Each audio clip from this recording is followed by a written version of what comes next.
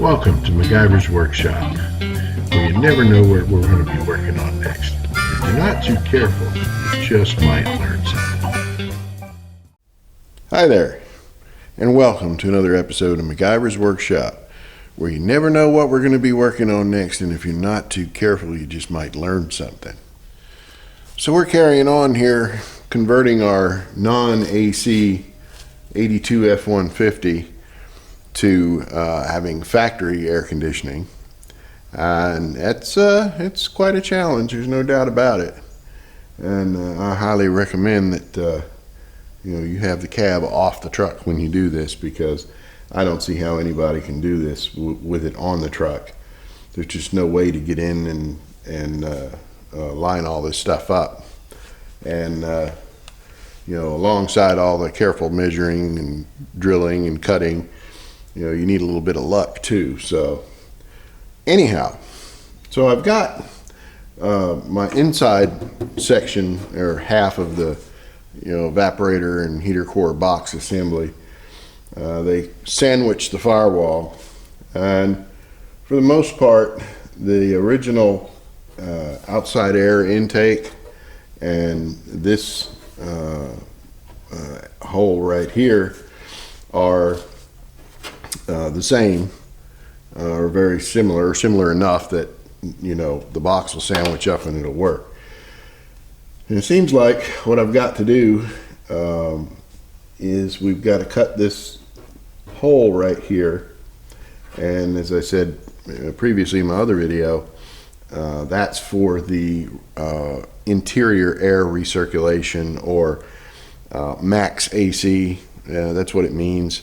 It just shuts off 99% of the outside air and recirculates the air inside the vehicle, and will in effect make the car feel cooler or warmer depending on what you're doing with the heat. But because you're not dealing with as much of the outside air. So the most important things I had to do to get this inside box kind of mounted up, it looks like what I needed to do is the first step was to get this inside box mounted up, and that way that gives me a good reference as to where the outside box is going to have to go.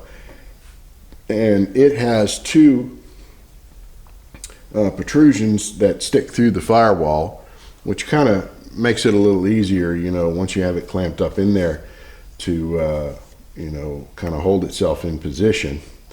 But again, you have to get the position of these holes first, and the way I did that was to once I marked this out with my gasket and determined where that was, where all this is going to have to go.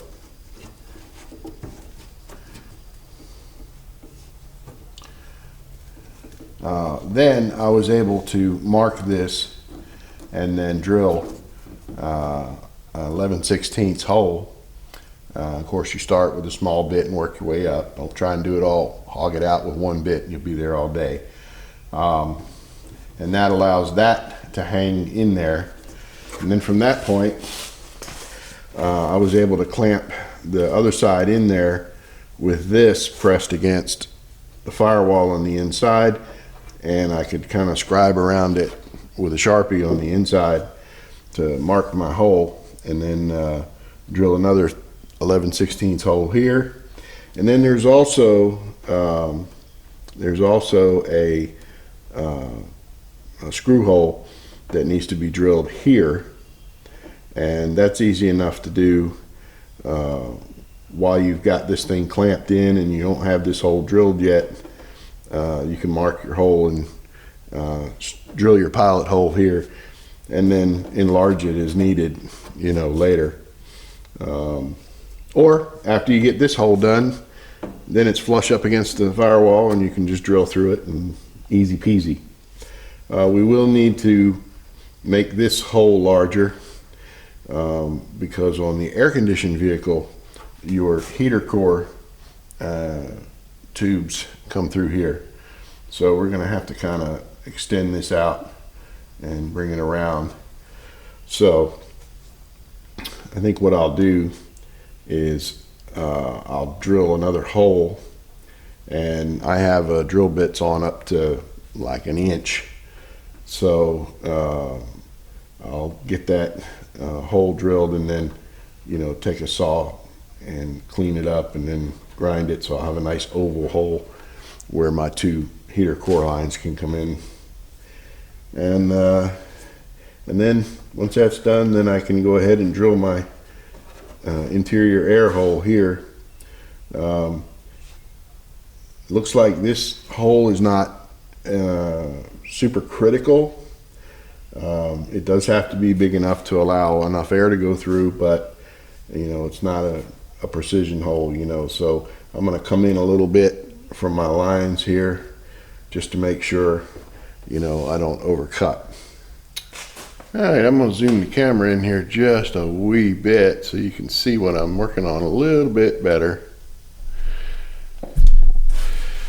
So what I did was I went ahead and drilled me a big hole right here next to this existing hole. Didn't need to be as big as this one, so and started small, worked my way up, and then I just took a cutting wheel, came straight across top and bottom, and now I'm going to clean it up with a burr on a die grinder, and just clean that up, and then maybe polish it with a stone and everything, so we make sure we don't have any sharp edges. So there we go. We got a nice pretty hole right here, and that'll be just enough for those two heater core lines to come in and out of there. Time to get cutting.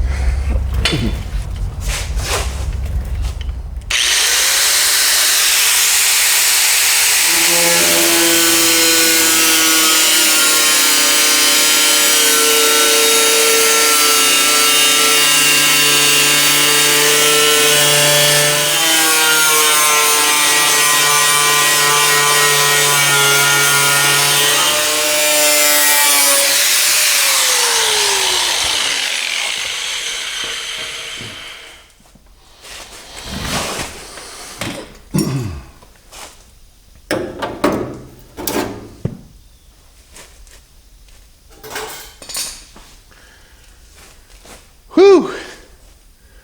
All right, so there's our recirc hole. So now what we're going to do is we're going to clean our hole up here so it's not so viciously lethal, and then we'll mock up the inner and outer boxes and make sure we drill any other holes that we need, and hopefully we'll be done with this part of it. So I got my hole finished, got it all cleaned up here. Let me shift this cab around a little bit so maybe we can see a little bit of something important here.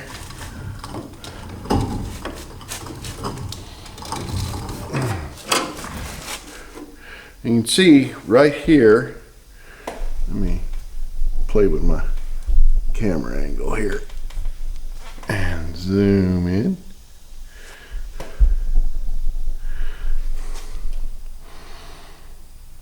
There we go. You can see where we came in right alongside this panel here. And see, you want to be careful with this because I thought I was coming in a considerable distance and would have plenty of extra meat there, when in reality, I mean, I literally shaved and came right in alongside this other panel. So that's something you want to be careful of.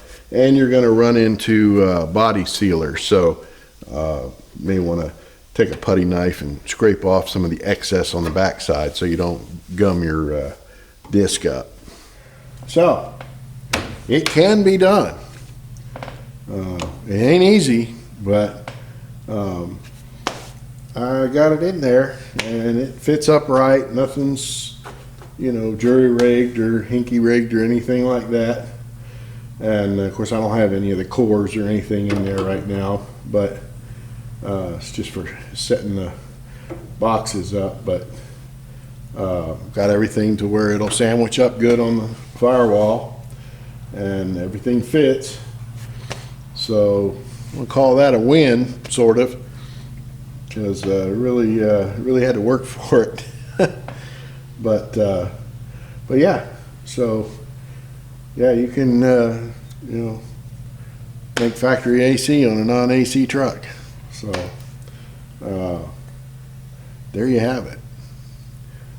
So anyway, we will, like I said, we'll chalk that one up as a win of sorts, and I may go ahead and break that bits of this video out and put it in its own little series, so folks who search for it can find it. And so we're good to go with that. Now I can start. I gotta get the seat belts and everything out of the cab and get it ready for blasting, and then we'll start putting our floor pans in and cab corners, and start moving in that direction. So thanks for watching. Please subscribe, and I think they're still doing the whole bell icon thing to be notified when we have new videos up. And please feel free to comment, and you can also, if you have any questions, you can also email me at MacGyversWorkshop@gmail.com, and I can usually get back to you fairly quickly. But there you go. Thanks for watching.